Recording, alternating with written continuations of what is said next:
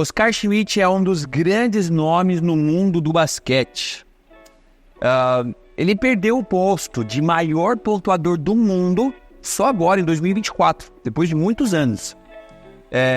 Ele foi o maior pontuador do mundo até 2024, mas perdeu para LeBron James, que está agora com esse posto. Ele está em segundo lugar. Um brasileiro no mundo, maior pontuador da história. Bom, o Oscar tem vários recordes na carreira. Ele é um dos maiores, ou o maior pontuador dos Jogos Olímpicos. É o maior pontuador do Campeonato Brasileiro. E tem tantas outras coisas aí. E aí, surgiu um apelido para ele, o Mão Santa. Mas sabe, ele não gosta muito desse apelido não, sabia? Eu já li um livro dele, que conta toda a história, toda a trajetória. Vou comentar algumas coisas aqui.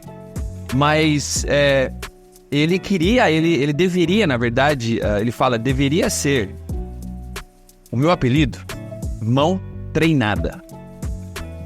O meu apelido deveria ser Mão Treinada. Isso que o Oscar Schmidt falou. No livro lá, ele conta como era a sua rotina de treinamento. Então, eu, por exemplo, vou contar um pouco da minha rotina e depois eu conto o que o Oscar falou no livro. E aí eu pego muito exemplo dele, do Kobe Bryant, do Michael Jordan e tal. Tem um livro muito legal, chama Relentless. Eu não lembro como é que fala em português isso aí. Depois você pesquisa.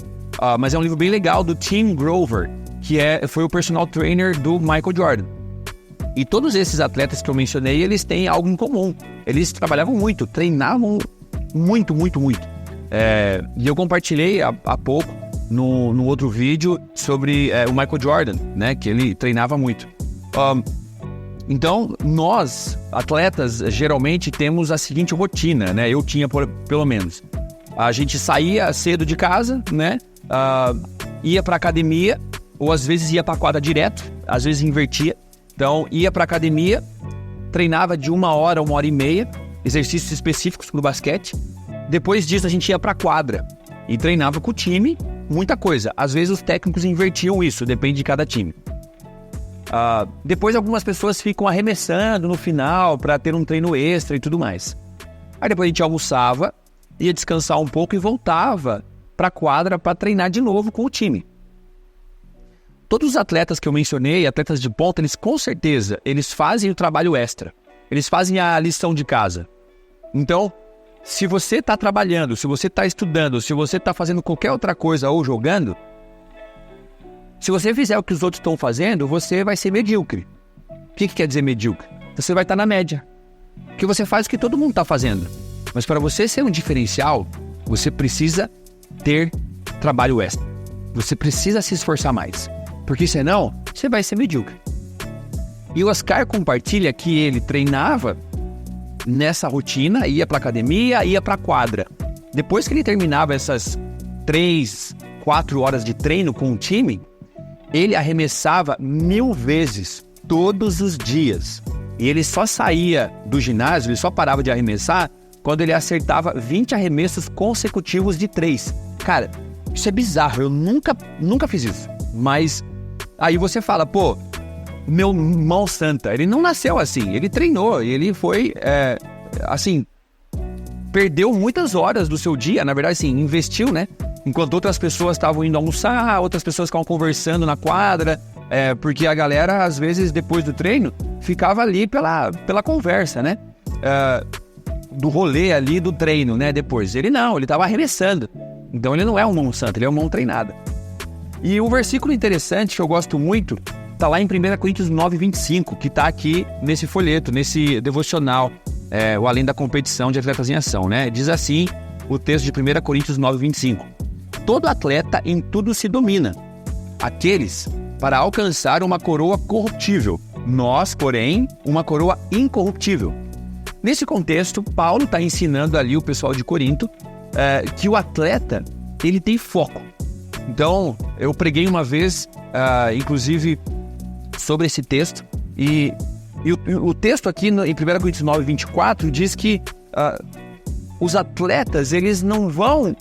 por exemplo, o atleta de boxe, eles não vão estar lutando e ficar socando todos os lugares e, enfim, sem um foco ali. Porque perde energia, você fica muito aberto e você pode levar uma na cara e perder e tudo mais, né? Então, no esporte do boxe, o atleta ali tá dominado, tá focando, e ele vê a pessoa dando a brecha e acaba com a pessoa.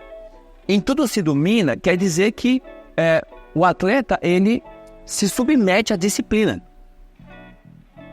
E o atleta, na disciplina, ele tem um contexto tudo por isso. Não é só disciplina de treino, mas contando a minha história, e com certeza a história dos atletas é assim. Inclusive aqui na igreja tem um adolescente que está jogando vôlei atualmente, e ele não vai participar de algumas coisas, que a gente vai fazer alguns passeios com os adolescentes aqui, ele não vai participar porque vai ter jogo. Então, eu já perdi muitos aniversários, eu já perdi muitos eventos que eu gostaria de participar e as pessoas me chamavam, mas eu perdi porque tinha jogo, tinha treino, enfim. Então, a disciplina. Eu precisava me submeter à disciplina, porque era o meu sonho, eu queria ser jogador, eu era já atleta, né? Então, ele se domina não só nisso, ele se domina também na nutrição. Você precisa se hidratar, tomar muita água, você precisa dormir bem. Enfim, tem várias outras coisas que envolvem a disciplina que o atleta precisa se submeter. Mas o atleta, ele busca tudo isso, ele se submete a essa disciplina, ele deixa as coisas de lado por uma coroa corruptível. Eu tenho algumas medalhas lá em casa e hoje não servem para nada. Servem ali para eu deixar no quadro e contar a história dos meus filhos, contar a história para as pessoas, enfim. Se eu não me engano, eu fiz um vídeo contando um pouco da minha história, mostrei minhas medalhas. Se eu não fiz, eu vou fazer. A gente corre como atleta pensando nessas coisas que são corruptíveis, ou seja, que perdem o valor. Mas Paulo aqui está motivando o cristão, está motivando você a correr atrás de uma coisa que não perde o seu valor, que é uma coroa incorruptível, que é uma vida com Jesus Cristo. Gálatas 6,7 diz assim: pois o que o homem semear, isso também colherá.